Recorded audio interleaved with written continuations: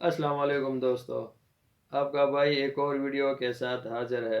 دوستو، میں ہوں عامر جلال اور آپ دیکھ رہے ہیں عامر جلال خان یوٹیوب چینل۔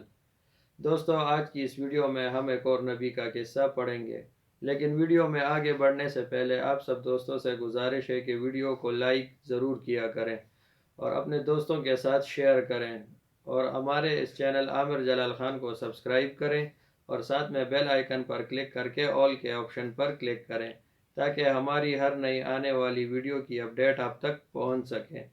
تو چلیے دوستو، آج کی یہ ویڈیو شروع کرتے ہیں۔ دوستو، آج ہم جس نبی کا قصہ پڑھیں گے وہ ہے ذی الکفل۔ قرآن کریم میں ذی الکفل علیہ السلام کا تذکرہ۔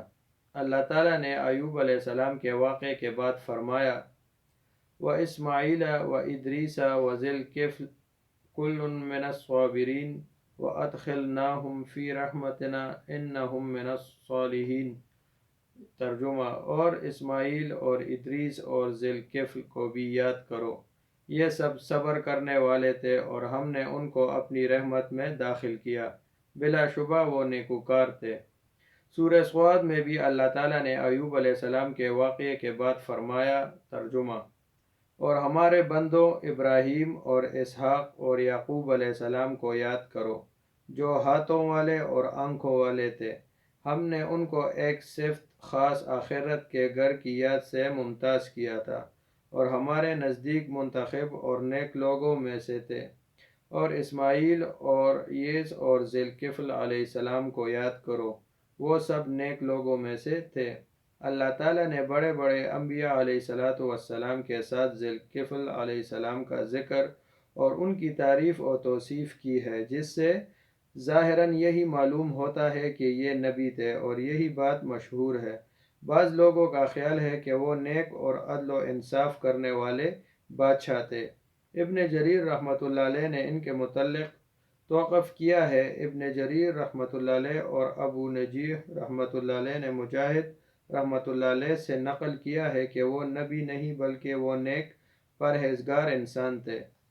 ذی الکفل کی وجہ تسمیہ: آپ نے اپنی قوم کے معاملات نپٹانے اور ان کے درمیان عدل و انصاف قائم کرنے کی ذمہ داری اٹھائی اور خوب نبھائی، جس وجہ سے آپ کا نام ذی الکفل یعنی کفالت کرنے والا، ذمہ داری اٹھانے والا پڑ گیا۔ ابن جریر رحمۃ اللہ علیہ اور ابن ابی حاتم رحمۃ اللہ علیہ نے مجاہد رحمۃ اللہ علیہ سے نقل کیا ہے کہ عیسیٰ علیہ السلام کمزور ہو گئے تو سوچنے لگے کہ میں ایک آدمی کو اپنی زندگی میں خلیفہ مقرر کروں تاکہ مجھے پتہ چل جائے کہ وہ کیسے ذمہ داری ادا کرتا ہے۔ اس مقصد کی خاطر انہوں نے لوگوں کو اکٹھا کر کے کہا، جو آدمی مجھ سے 3 چیزیں قبول کرے گا میں اسے خلیفہ بنا دوں گا۔ وہ دن میں روزہ رکھے اور رات کو قیام کرے اور غصے پر قابو رکھے۔ ایک آدمی کھڑا ہوا جس کو لوگوں کی نظریں حقیر سمجھ رہی تھیں، کہنے لگا، میں حاضر ہوں۔ آپ نے فرمایا، تم دن کو روزہ رکھتے، رات کو قیام کرتے اور کسی پر ناراض نہیں ہوتے؟ اس نے کہا، نہیں۔ اس جواب کے بعد اس روز اس کو واپس لوٹا دیا۔ اگلے دن وہی سوال کیا تو لوگ خاموش رہے، صرف وہی شخص کھڑا ہوا اور کہنے لگا، میں حاضر ہوں۔ پس آپ نے اسے خلیفہ نامزد کر دیا۔ راوی کا بیان ہے کہ ابلیس نے اپنے کارندوں کو کہا، فلاں کو گمراہ کرو، مگر وہ اس سے عاجز آ گئے۔ اس نے کہا، تم چھوڑو، یہ کام میں خود کرتا ہوں۔ وہ اس کے پاس بوڑھے فقیر کی صورت میں اس وقت آیا جب وہ دوپہر کا آرام کرنے کے لیے بستر پر آئے۔ وہ دن اور رات میں صرف اسی وقت آرام کرتے تھے۔ اس نے دروازہ کھٹکھٹایا، انہوں نے پوچھا، کون ہے؟ وہ کہنے لگا، بوڑھا مظلوم ہوں۔ وہ اٹھے اور دروازہ کھولا تو وہ بوڑھا ابلیس اپنا واقعہ بیان کرنے لگ گیا۔ کہا، میرے اور میرے قوم کے درمیان جھگڑا ہوا ہے، انہوں نے مجھ پر ظلم کیا اور یوں کہا اور یوں کہا، اور وہ ابلیس بات لمبی کرتا چلا گیا حتیٰ شام کا وقت ہو گیا اور آرام کا وقت گزر گیا۔ آپ نے فرمایا، میں شام کو بیٹھوں گا تو تجھے تیرا حق دلاؤں گا۔ یہ بات ہوئی اور بوڑھا ابلیس چلا گیا۔ آپ مجلس میں گئے تو اس بوڑھے کو دیکھتے رہے لیکن وہ نظر نہ آیا۔ آپ صبح مجلس میں بیٹھے، لوگوں کے درمیان فیصلے کرتے رہے اور اس بوڑھے کا انتظار کیا، لیکن وہ صبح بھی نہ آیا۔ جب عین دوپہر کے آرام کا وقت ہوا اور آپ خوابگاہ میں آئے تو اس نے دروازہ کھٹکھٹایا۔ پوچھا کون ہے؟ اس نے کہا میں بوڑھا مظلوم ہوں۔ آپ نے دروازہ کھول دیا اور کہا کیا میں نے تجھے کہا نہیں تھا کہ میں جب مجلس میں بیٹھوں تو میرے پاس آنا؟ اس نے کہا کہ وہ بہت گندے لوگ ہیں۔ جب ان کو پتہ چلا کہ آپ نے مجلس میں فیصلے کے لیے بیٹھنا ہے تو انہوں نے کہا ہم آپ کو آپ کا حق دیتے ہیں۔ جب آپ مجلس برخاست کر چکے تو انہوں نے پھر انکار کر دیا۔ آپ نے فرمایا جب شام ہو تو میرے پاس آنا۔ اس طرح دوسرے دن بھی دوپہر کے آرام کا وقت جاتا رہا۔ آپ شام کو مجلس میں اس کا انتظار کرتے رہے لیکن وہ نہ آیا۔ اب آپ پر نیند غالب آ رہی تھی۔ آپ نے اپنے اہل کو کہا دروازے کے قریب کسی کو نہ آنے دینا تاکہ میں آرام کر سکوں، کیونکہ نیند مجھے ستا رہی ہے۔ جب وہ وقت آیا تو وہ پھر آ گیا۔ دربان نے کہا پیچھے ہو جاؤ، پیچھے ہو جاؤ۔ اس نے کہا میں کل آیا تھا اور میں نے اپنا معاملہ ذکر کیا تھا۔ نگران نے کہا اللہ کی قسم ایسا نہیں ہو سکتا، کیونکہ انہوں نے ہمیں حکم دیا ہے کہ کسی کو دروازے کے قریب نہیں آنے دینا۔ جب بوڑھا عاجز آ گیا تو اس نے گھر کی چھوٹی کھڑکی دیکھی تو وہاں سے اندر جا کر اس نے اندر کا دروازہ کھٹکھٹانا شروع کر دیا۔ آپ بیدار ہوئے اور دربان کا نام لے کر کہا میں نے تمہیں حکم نہیں دیا تھا کہ کوئی شخص اندر نہ آئے؟ اس نے کہا جناب یہ میری جانب سے داخل نہیں ہوا، آپ جائزہ لے لیں کہ یہ کہاں سے اندر آیا ہے۔ وہ کھڑے ہوئے اور دیکھا کہ دروازہ تو اسی طرح بند ہے جیسے اس نے بند کیا تھا، لیکن آدمی پھر بھی گھر میں موجود ہے۔ تو وہ سمجھ گئے، کہنے لگے تو اللہ کا دشمن ہے۔ اس نے کہا ہاں میں نے آپ کو ہر طرح سے غضبناک کرنے کی کوشش کی لیکن ناکام رہا۔ بس اللہ نے اس کا نام ذی الکفل رکھ دیا کیونکہ انہوں نے جو وعدہ کیا تھا وہ پورا کر دیا۔ ابن ابی حاتم رحمۃ اللہ علیہ نے ابن عباس رضی اللہ تعالیٰ عنہ سے اس سے ملتی جلتی روایت بیان کی ہے۔ اسی طرح عبداللہ بن حارث، محمد بن قیس اور ابن جہیرہ الاکبر اور دیگر اسلاف رحمۃ اللہ علیہ سے بھی یہ روایت مروی ہے۔ ابن ابی حاتم رحمۃ اللہ علیہ نے اپنی سند سے کنانہ بن الاخنس رحمۃ اللہ علیہ سے بیان کیا ہے۔ وہ کہتے ہیں میں نے ابو موسیٰ اشعری رضی اللہ تعالیٰ عنہ کو ممبر پر کہتے سنا ہے کہ ذی الکفل نبی نہیں بلکہ اپنے وقت میں ایک نیک پرہیزگار شخص تھے جو دن میں 100 نمازیں پڑھتے تھے۔ جب وہ فوت ہوا تو ذی الکفل نے اتنی ہی نمازیں پڑھنے کی ذمہ داری لی اور اس کو پورا کیا، اس لیے اس کا نام ذی الکفل پڑ گیا۔ اور ابن جریر رحمۃ اللہ علیہ نے کہا ہے کہ یہ روایت منقطع ہے۔ ایک روایت ابن عمر رضی اللہ تعالیٰ عنہ کے واسطے سے مروی ہے کہ میں نے ایک حدیث رسول اللہ صلی اللہ علیہ وآلہ وسلم سے 7 سے زیادہ بار سنی ہے۔ اگر میں نے 7 مرتبہ سنی ہوتی تو بیان نہ کرتا۔ آپ فرماتے تھے بنی اسرائیل میں ایک کفل نامی شخص تھا، کوئی گناہ ایسا نہ تھا جو اس نے نہ کیا ہو۔ ایک بار اس کے پاس ایک عورت آئی، کفل نے اس کو 60 دینار اس شرط پر دیے کہ میں اس سے بدکاری کروں گا۔ جب وہ اس کے پاس گیا تو وہ عورت کانپتی ہوئی رونے لگی۔ اس نے پوچھا کیوں رو رہی ہو؟ کیا میں نے تجھے مجبور کیا ہے؟ اس نے کہا نہیں، لیکن یہ کام میں نے کبھی نہیں کیا، صرف فقیری اور محتاجی نے مجھے اس کام پر اکسایا ہے۔ اس نے کہا اچھا تو نے یہ کام کبھی نہیں کیا۔ وہ الگ ہوا اور کہا یہ دینار تیرے ہیں، ان کو لے جا، اور کہا اللہ کی قسم کفل آج سے اللہ کی نافرمانی نہیں کرے گا۔ وہ اسی رات فوت ہو گیا تو صبح اس کے دروازے پر لکھا تھا یا ترجمہ یعنی یقیناً کفل کو اللہ نے معاف کر دیا۔ یہ حدیث ترمذی کے اعمش کے واسطے سے بیان کی ہے اور کہا یہ حدیث حسن ہے۔ بعض نے اس کو ابن عمر رضی اللہ تعالیٰ عنہ پر موقوف بیان کیا ہے۔ یہ حدیث انتہائی غریب ہے، اس کی سند محل نظر ہے۔ اس کی سند میں سعد ہے جس کے متعلق ابو حاتم عبداللہ بن عبداللہ رازی کے سوا کسی نے حدیث بیان نہیں کی۔ اگر حدیث محفوظ بھی ہو تو اس حدیث میں ذی الکفل نہیں بلکہ کفل کا تذکرہ ہے، جبکہ قرآن مجید میں اضافت کے ساتھ ذی الکفل آیا ہے۔ تباہ ہو جانے والی اقوام۔ ان تمام قوموں کا زمانہ تورات کے نزول سے پہلے کا ہے ترجمہ: اور ہم نے پہلی امتوں کے ہلاک کرنے کے بعد موسیٰ علیہ السلام کو کتاب دی. جیسے ابو سعید خدری رضی اللہ تعالیٰ عنہ کہتے ہیں کہ اللہ تعالیٰ نے تورات نازل کرنے کے بعد کسی قوم کو آسمانی یا زمینی عذاب کے ساتھ ہلاک نہیں کیا، صرف وہ بستی والے جو بندر بنا دیے گئے وہ نزول تورات کے بعد تباہ ہوئے. کیا آپ دیکھتے نہیں کہ اللہ تعالیٰ نے فرمایا ہے اور ہم نے پہلی امتوں کے ہلاک کرنے کے بعد موسیٰ علیہ السلام کو کتاب دی. بازار نے اس کو ایک روایت کے لحاظ سے مرفوع بیان کیا ہے، لیکن اس کا موقف ہونا زیادہ صحیح ہے. معلوم ہوا کہ جتنی قومیں مکمل طور پر تباہ ہوئی ان سب کا تعلق موسیٰ علیہ السلام سے پہلے دور کے ساتھ ہے. نمبر 1، اصحاب رس. ان تباہ و برباد ہونے والی اقوام میں سے ایک قوم اصحاب الرس ہے. اللہ تعالیٰ نے سورۃ الفرقان میں ارشاد فرمایا. ترجمہ: اور عاد اور سمود اور کنویں والوں اور ان کے درمیان اور بہت سی جماعتوں کو بھی ہلاک کر ڈالا، اور سب کے سمجھانے کے لیے ہم نے مثالیں بیان کی اور نہ ماننے پر سب کا تہس نہس کر دیا. سورہ قاف میں اللہ تعالیٰ نے فرمایا یعنی ان سے پہلے نوح علیہ السلام کی قوم اور کنویں والے اور سمود جھٹلا چکے ہیں، اور عاد اور فرعون اور لوط کے بھائی اور بن کے رہنے والے اور تبع کی قوم، غرض ان سب نے پیغمبروں کو جھٹلا پا تو ہمارا وعید عذاب بھی پورا ہو کر رہا. دونوں سورہ مبارکہ کی مذکورہ آیات اس امر کی دلیل ہیں کہ وہ مکمل طور پر تباہ اور ہلاک کر دیے گئے.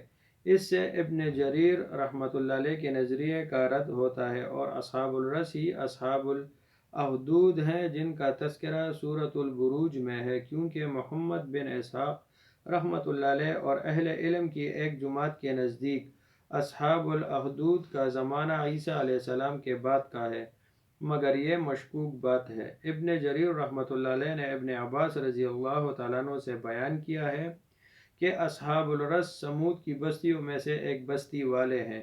حافظ ابن عساکر رحمۃ اللہ علیہ نے ذکر کیا ہے کہ اصحاب الرس اپنے علاقے میں آباد تھے کہ اللہ تعالیٰ نے ان کی طرف ایک نبی مبعوث فرمایا جس کا نام حنظلہ بن صفوان تھا. ان لوگوں نے ان کی تکذیب کرتے ہوئے اس نبی کو قتل کر دیا تو عاد بن عوس بن حرم بن سام بن نوح اور ان کی اولاد وہاں سے اور مقام احقاف میں آباد ہو گئے. اللہ تعالیٰ نے تمام اصحاب الرس کو تباہ و برباد کر دیا. احقاف میں آنے والے لوگ یمن کی طرف آئے اور زمین کے مختلف علاقوں میں پھیل گئے. جبرون بن سعد بن عاد بن عوس بن ارم بن سام بن نوح دمشق میں آباد ہوا اور اس نے یہاں سے اس سے جرون کے نام سے ایک شہر آباد کیا، اور یہی ستونوں والے ارم ہے جن کا تذکرہ قرآن میں ہوا ہے. دمشق میں پتھر کے اونچے ستونوں جیسی ستون دنیا میں کہیں نہیں ملتے. اللہ تعالیٰ نے ان کی طرف ہود بن عبداللہ بن رباح بن خالد بن خلود بن عاد کو نبی بنا کر بھیجا، یعنی عاد کی اس اولاد کی طرف جو احقاف میں آباد تھی. انہوں نے اپنے رسول کی تکذیب کی تو اللہ نے ان کو تباہ و برباد کر دیا. مذکورہ تفصیل سے معلوم ہوتا ہے کہ اصحاب الرس عاد سے کافی زمانے پہلے کے لوگ ہیں. واللہ علم. ابن عباس رضی اللہ تعالیٰ عنہ سے مروی ہے کہ رس آذربائیجان میں ایک کنویں کا نام ہے. اکرمہ رحمۃ اللہ علیہ نے کہا رس ایک کنواں ہے جہاں انہوں نے اپنے نبی کو دفن کیا تھا. اکرمہ رحمۃ اللہ علیہ سے ایک روایت ہے کہ اصحاب الرس مقام فلج میں آباد تھے، اور یہی وہ لوگ ہیں جن کا تذکرہ سورہ یاسین میں ہے. قتادہ رحمۃ اللہ علیہ نے کہا فلج یمامہ کی بستیوں میں سے ایک بستی کا نام ہے. میں ابن کثیر رحمۃ اللہ علیہ کہتا ہوں کہ اکرمہ رحمۃ اللہ علیہ کے قول کے مطابق اگر اصحاب الرس سے مراد وہی لوگ ہیں جن کا واقعہ سورہ یاسین میں بیان ہوا ہے تو وہ مکمل تباہ کر دیے گئے تھے، جیسے قرآن مجید میں ہے إِنَّ كَانَتْ إِلَّا صَيْحَةً وَاحِدَةً فَإِذَا هُمْ خَامِدُونَ. وہ تو صرف ایک چنگاڑ تھی آتشی، سو وہ اس سے ناگہاں بجھ کر رہ گئے. اگر وہ ان اصحاب الرس کے علاوہ ہیں اور ظاہر بھی یہی ہے تو وہ بھی تباہ و برباد کر دیے گئے تھے.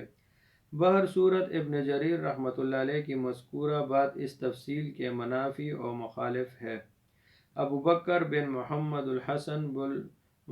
الحسن بن فتاش رحمۃ اللہ علیہ نے ذکر کیا ہے کہ اصحاب الرس کا ایک کنواں تھا جو ان کے اور ان کے زمینوں کے سیرابی کے لیے کافی تھا۔ ان کا ایک بادشاہ تھا جو عدل و انصاف کرنے والا اور اچھی سیرت و کردار کا مالک تھا۔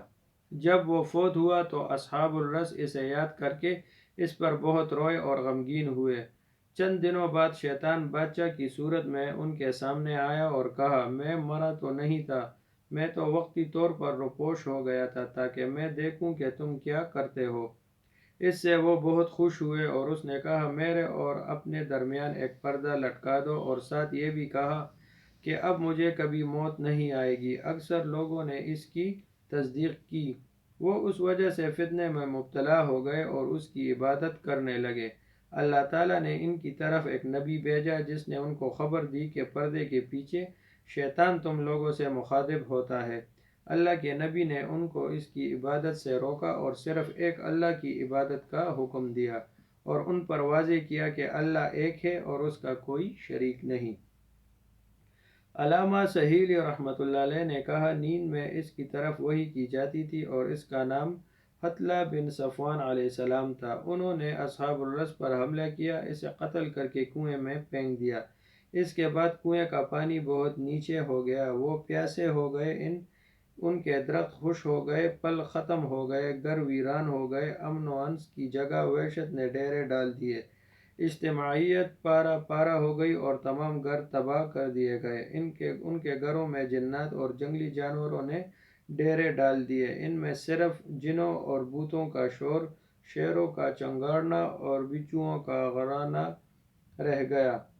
ابن جریر رحمۃ اللہ علیہ نے محمد بن کعب قرظی رحمۃ اللہ علیہ سے نقل کیا ہے کہ رسول اللہ صلی اللہ علیہ وآلہ وسلم نے فرمایا، قیامت کے دن لوگوں میں سب سے پہلے سیاہ فام غلام جنت میں جائے گا۔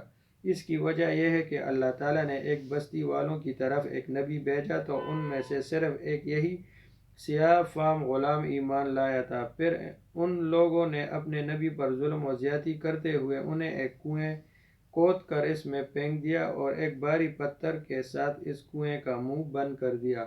آپ نے فرمایا، وہ غلام لکڑیاں اکٹھی کرتا، ان کو فروخت کرتا اور ان کے ساتھ کھانے پینے کی چیزیں خریدتا اور اس کنویں کے پاس آتا، اللہ کی مدد اور توفیق سے کنویں کی چٹان اوپر اٹھاتا، کھانے پینے کی چیزیں اندر لٹکاتا اور پھر اسی طرح اوپر پتھر رکھ دیتا۔ جب تک اللہ نے چاہا وہ اسی طرح کرتا رہا۔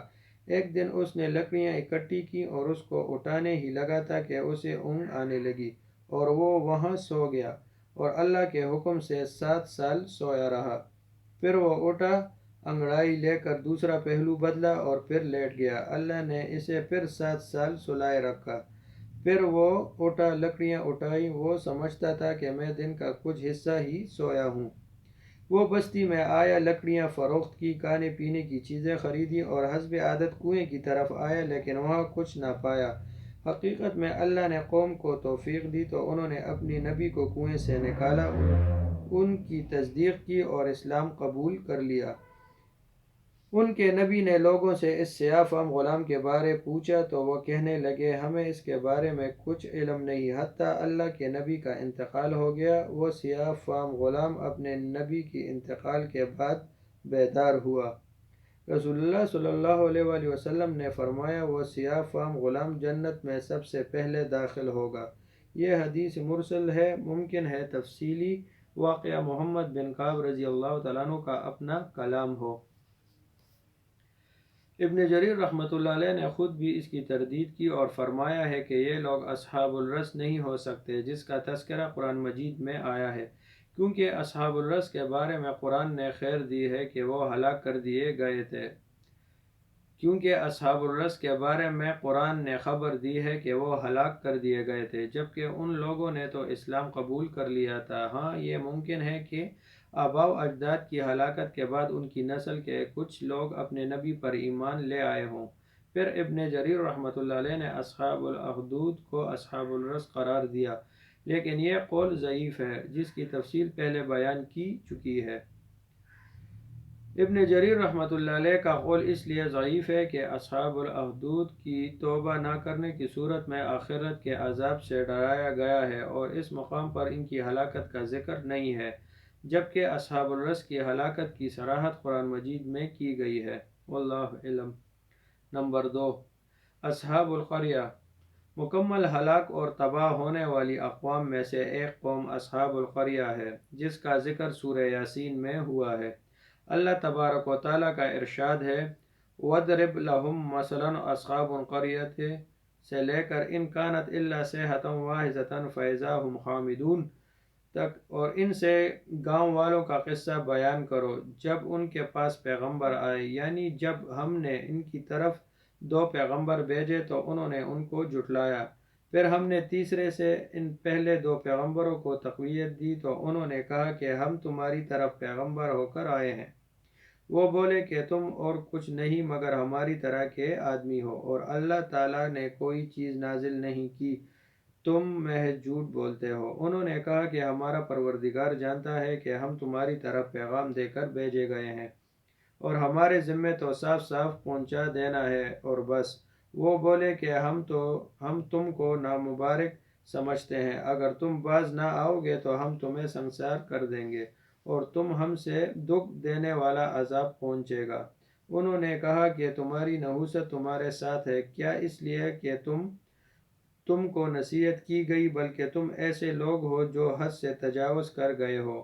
اور شہر سے پرلے کنارے سے ایک آدمی دوڑتا ہوا آیا، کہنے لگا، اے میری قوم، پیغمبروں کے پیچھے چلو، ایسوں کہ جو تم سے صلہ نہیں مانگتے اور وہ سیدھے راستے پر ہیں، اور مجھے کیا ہے میں اس کی پرستش نہ کروں جس نے مجھے پیدا کیا اور اسی کی طرف تم کو لوٹ کر جانا ہے۔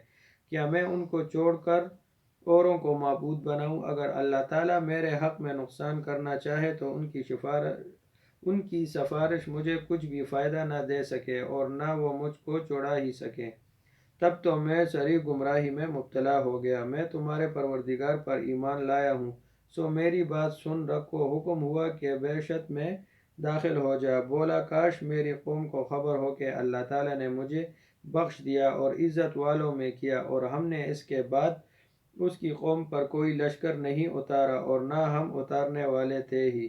وہ تو صرف ایک چنگاڑ تھی آتشی، سو وہ اس سے ناگہاں بچ کر رہ گئے۔ بہت سے معتدمین اور مؤخرین علماء تفسیر کے ہاں یہ بات مشہور ہے کہ یہ بستی انطاکیہ تھی۔ ابن اسحاق رحمۃ اللہ علیہ نے اسے ابن عباس رضی اللہ تعالیٰ عنہ، کعب الاحبار اور وہب بن منبع رحمۃ اللہ علیہ سے نقل کیا ہے۔ اسی طرح بریع بن حسیب رحمۃ اللہ علیہ، اکرمہ رحمۃ اللہ علیہ، قتادہ رحمۃ اللہ علیہ اور زہری رحمۃ اللہ علیہ وغیرہ سے بھی یہ بات منقول ہے۔ ابن اسحاق رحمۃ اللہ علیہ نے ابن عباس رضی اللہ تعالیٰ عنہ، وہب رحمۃ اللہ علیہ اور کعب رحمۃ اللہ علیہ سے یہ بھی نقل کیا ہے کہ اس بستی میں انتخش بن انتخش نامی ایک بت پرست بادشاہ، اللہ تعالیٰ نے اس کی طرف اپنے 3 رسول صادق، مصدوق اور شلوم علیہ السلام بھیجے، مگر بادشاہ نے ان کی تکذیب کی۔ قرآن کے ظاہری الفاظ سے یہ بھی معلوم ہوتا ہے کہ وہ اللہ کی طرف سے رسول تھے۔ قتادہ رحمۃ اللہ علیہ کا خیال ہے کہ وہ عیسیٰ علیہ السلام کی طرف سے رسول تھے۔ اسی طرح ابن جریر رحمۃ اللہ علیہ نے سند کے ساتھ شعیب جبائی رحمۃ اللہ علیہ سے نقل کیا ہے کہ پہلے 2 رسولوں کا نام شمعون اور یوحنا تھا، اور تیسرے کا نام بولس تھا، اور اس کو جس بستی میں بھیجا گیا اس بستی کا نام انطاکیہ تھا۔ لیکن یہ قول انتہائی ضعیف ہے، کیونکہ جب عیسیٰ علیہ السلام نے اہل انطاکیہ کی طرف اپنے 3 حواری بھیجے تو وہی آپ پر سب سے پہلے ایمان لانے والے تھے، اور یہ بستی ان 4 بستیوں میں تھی جن میں عیسائیت کے پیروکار مذہبی علماء رہائش پذیر تھے۔ ان 4 بستیوں کے نام یہ ہیں: انطاکیہ، القدس، سکندریہ اور رومیہ۔ اس کے بعد قسطنطنیہ ہے اور وہ ہلاک نہیں ہوئے، لیکن جب بستی کا قرآن مجید میں تذکرہ ہے اس کے رہنے والے ہلاک ہو گئے تھے، جسے اللہ تعالیٰ نے ان کے واقعے کے آخر میں فرمایا، پس وہ تو ایک چنگاڑ تھی جس سے وہ بجے کے بجے رہ گئے۔ البتہ یہ ممکن ہے کہ وہ 3 رسول جس کا تذکرہ قرآن مجید میں ہے وہ اہل انطاکیہ کے پاس قدیم زمانے میں آئے ہوں اور ان کی تکذیب کی وجہ سے اللہ نے ان کو ہلاک کر دیا ہو۔ بعد میں وہ بستی پھر آباد ہوئی اور عیسیٰ علیہ السلام نے ان کی طرف اپنے قاصد بھیجے اور ان لوگوں نے اسلام قبول کیا۔ اس انداز سے دونوں واقعات میں تطبیق ہو جائے گی اور تعارض رفع ہو جائے گا، لیکن یہ کہنا کہ قرآن مجید میں مذکور واقعہ عیسیٰ علیہ السلام کے قاصدوں کا ہے ضعیف ہے، جس کی ایک وجہ پہلے بیان کی جا چکی ہے، اور دوسری وجہ یہ ہے کہ قرآن کے ظاہری الفاظ کا تقاضا یہ ہے کہ وہ رسول اللہ صلی اللہ علیہ وسلم کی طرف سے تھے، کہ وہ رسول اللہ تعالیٰ کی طرف سے تھے۔ اللہ تعالیٰ نے فرمایا اور ان کے لیے مثال بیان کریں، یعنی اے محمد صلی اللہ علیہ وسلم تو اپنے قوم کے لیے مثال بیان کر۔ اصحاب القریہ سے مراد شہر والے ہیں۔ جب ان کے پاس رسول آئے، جب ہم نے ان کی طرف 2 رسول بھیجے، پھر ہم نے ان کی تائید تیسرے کے ساتھ کی۔ اس کا مطلب یوں ہوا کہ ہم نے تیسرے کو بھی رسول بنا کر بھیجا، جس کا مقصد ان دونوں کی تائید و نصرت تھی۔ قوم نے سابق اقوام کی طرف ان کا جواب دیا کہ تم ہمارے جیسے انسان ہو، کیونکہ ان کے نزدیک اللہ کسی بشر کو رسول بنا کر نہیں بھیجتا۔ رسولوں نے ان کو کہا کہ ہمارا رب خوب جانتا ہے کہ ہم ان کے قاصد ہیں۔ اگر ہم ان کے متعلق جھوٹ کہیں گے تو وہ ہمیں سزا دے گا اور ہم سے سخت انتقام لے گا، اور ہمارے ذمہ صرف کلہ پہنچا دینا ہے، یعنی ہماری ذمہ داری صرف اتنی ہے کہ جو پیغامات اللہ نے دیے ہیں وہ بغیر کسی کمی یا پیشی کے تم تک پہنچا دیں۔ باقی ہدایت دینا اور گمراہ کرنا صرف اللہ کا معاملہ ہے۔ انہوں نے کہا ہم تمہیں اپنے لیے بدفعل خیال کرتے ہیں، یعنی تمہارا پیغام بہت منحوس ہے۔ اگر تم باز نہ آئے تو پھر لازم ہے کہ ہم تمہیں سنسار کر دیں گے۔ بعض کہتے ہیں کہ انہوں نے زبان سے برا بھلا کہنے کی بات کی، اور بعض کا خیال ہے کہ انہوں نے عملاً اور فعلاً سنسار کرنے کی دھمکی دی۔ پہلی بات کی تائید قرآن مجید کے الفاظ سے ہوتی ہے، اور تمہیں ہماری طرف سے دردناک عذاب پہنچے گا، گویا انہوں نے قتل کرنے اور ذلیل و رسوا کرنے کی دھمکی دی۔ انہوں نے کہا تمہارے ساتھ تمہاری نحوست ہے، یعنی تم ہی نامراد ہو جو اللہ کے سامنے سر نہیں جھکاتے، جس وجہ سے تم پر نحوست پڑ رہی ہے۔ کیا اگر تمہیں نصیحت کی گئی ہے، یعنی صرف اس وجہ سے کہ ہم نے تمہیں وعظ و نصیحت کی ہے اور ہدایت کی طرف بلایا ہے، تو تم ہمیں قتل و اہانت کے ساتھ دھمکا رہے ہو؟ بلکہ تم حد سے گزرنے والی قوم ہو، یعنی نہ تم حق کو قبول کرتے ہو اور نہ اس کو قبول کرنے کا ارادہ رکھتے ہو۔ اللہ تعالیٰ کا فرمان ہے اور شہر کے پرلے علاقے سے ایک شخص بھاگتا ہوا آیا، یعنی وہ رسول کی مدد اور اپنا ایمان ان پر ظاہر کرنے کے لیے آیا۔ ترجمہ: اے میری قوم، پیغمبروں کے پیچھے چلو، ایسا کہ جو تم سے صلہ نہیں مانگتے اور وہ سیدھے راستے پر ہیں، یعنی وہ کسی قسم کا معاوضہ اور اجرت اور لالچ کے بغیر تمہیں خالص حق کی جانب دعوت دیتے ہیں۔ پھر اس نے ان کو ایک اللہ کی عبادت کی طرف بلایا جس کا کوئی شریک نہیں، اور اس کے سوا اوروں کی عبادت سے روکا جو دنیا اور آخرت میں کوئی نفع نہیں دے سکتے۔ یقیناً میں اس وقت کلی گمراہی میں ہوں گا، یعنی اگر میں نے اللہ کی عبادت چھوڑ دی اور غیر اللہ کی عبادت کی تو میں گمراہ ہو جاؤں گا۔ پھر اس نے رسول کو مخاطب ہو کر کہا یقیناً میں تمہارے رب پر ایمان لے آیا ہوں، بس مجھے سنو۔ اس کا مفہوم بیان کیا گیا ہے کہ میری بات سنو اور اللہ کے ہاں میری بات کی گواہی دینا۔ بعض نے کہا کہ اس کا مفہوم یہ ہے کہ اے میری قوم، میں سب کے سامنے ان تینوں رسولوں پر اپنے ایمان کا اعلان کر رہا ہوں، سنو۔ پس اس موقع پر انہوں نے اسے قتل کر دیا۔ کچھ کا کہنا ہے کہ اس کو سنسار کیا، بعض کے نزدیک لاٹھی سے مارا، کچھ کی رائے ہے کہ وہ اس آدمی کی طرف یکبارگی جھپٹ پڑے اور اسے مار ڈالا۔ ابن مسعود رضی اللہ تعالیٰ عنہ سے مروی ہے کہ انہوں نے اسے پاؤں تلے رون ڈالا حتیٰ اس کی آنتیں پچھلے راستے سے باہر نکل گئیں۔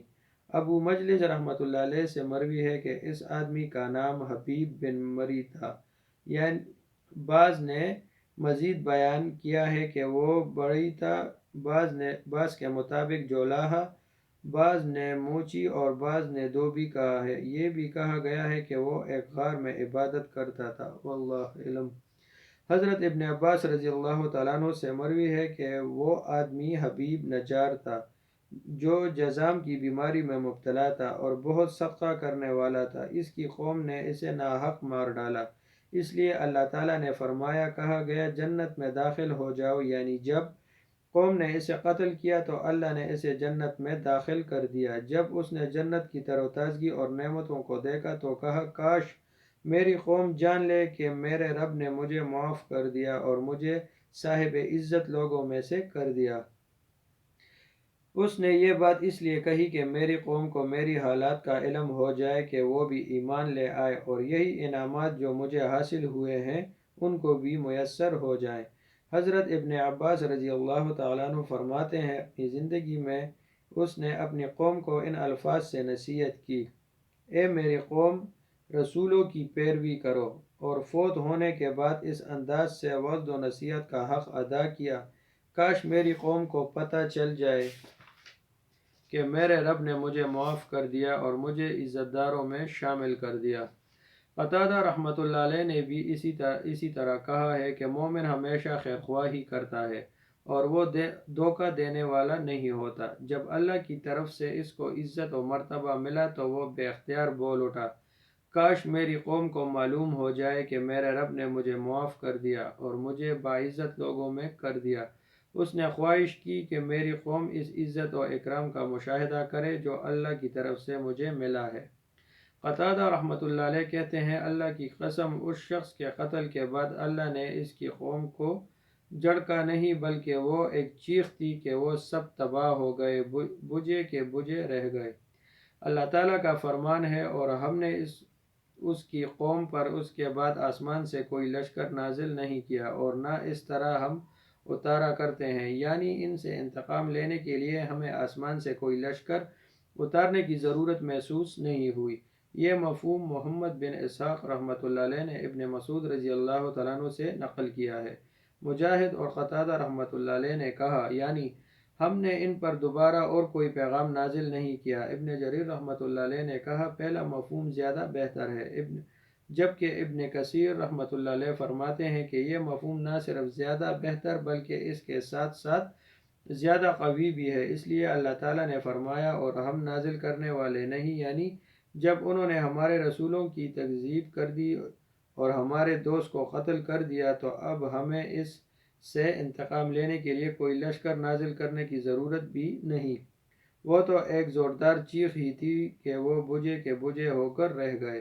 مفسرین رحمۃ اللہ علیہ نے کہا ہے کہ اللہ تعالیٰ نے جبریل علیہ السلام کو ان کی طرف بھیجا، اس نے ان کے شہر کے دروازے کے 2 پاٹ پکڑے، پھر ان پر ایک زوردار چیخ مسلط کی اور ان کو بجھے ہوئے کوئلے بنا کر رکھ دیا، یعنی ان کی آوازیں خاموش ہو گئی، ان کے جسموں میں ہست و حرکت باقی نہ رہی اور کوئی آنکھ چپکنے والی نہ رہی۔ یہ سارے حالات و واقعات اس بات کی دلیل ہیں کہ یہ بستی انطاکیہ نہیں، کیونکہ اس بستی والوں نے اللہ کے رسولوں کی تکذیب کی اور تباہ کر دیے گئے، جبکہ اہل انطاکیہ ایمان لے آئے اور انہوں نے عیسیٰ رحمۃ اللہ علیہ کے حواری قاصدوں کی پیروی کی۔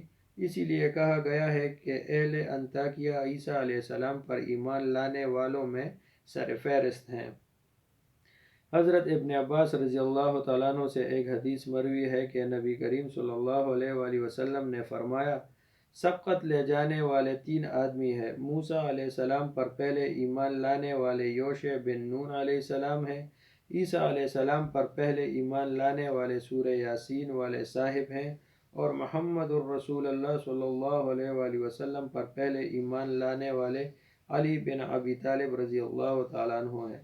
اس حدیث میں ایک راوی حسن و سقر متروک اور عالی شیعہ ہے، اور اس کا اس روایت کو بیان کرنے کے ساتھ منفرد ہونا روایت کے بالکل ضعیف ہونے کی دلیل ہے، واللہ علم۔